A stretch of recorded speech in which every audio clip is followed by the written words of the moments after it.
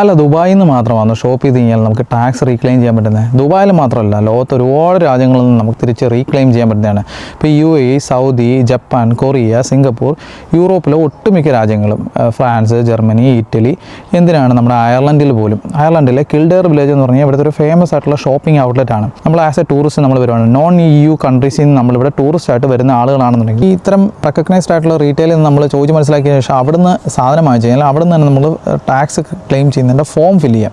Form fill ചെയ്തതിന് ശേഷം നമ്മൾ പോകുന്ന സമയത്ത് ഈ 90 ദിവസത്തിനകത്ത് ക്ലെയിം ചെയ്യണമെന്നാണ്.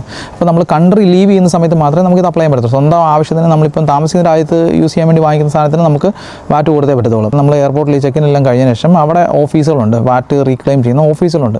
അവിടെ കൊടുത്തു കഴിഞ്ഞാൽ അപ്പോൾ നമ്മൾ ഈ സാധനങ്ങൾ പൊട്ടിക്കാതെ ആയിരിക്കണം കൊണ്ടുപോകേണ്ടത്. കാരണം അവർക്ക് പ്രൂഫ് വേണം. ഇത് 2000 യൂറോ വരെയുള്ള സംഭവങ്ങളുടെയൊക്കെ ടാക്സ് നമുക്ക് ഓഫീസ് ത്രൂ ക്ലെയിം ചെയ്യാം. ഇല്ലെന്നുണ്ടെങ്കിൽ നമ്മൾ ഔട്ട് സൈഡ് ഏജൻസി വെച്ച് ചെയ്യണം. നമുക്ക് ഇവിടെ 23% ആണ് വാറ്റ് എന്ന് പറഞ്ഞാൽ 23% നമുക്ക് കിട്ടത്തില്ല. അവരവരുടെ കമ്മീഷനൊക്കെ എടുത്തിട്ടുള്ളൂ. ഒരു 50% കിട്ടിയാലും ഒരു 1000 രൂപയുടെ സാധനം വാങ്ങിച്ച് ചെയ്യാൻ 150 യൂറോളം നമുക്ക് തിരിച്ചു കിട്ടത്തില്ലേ.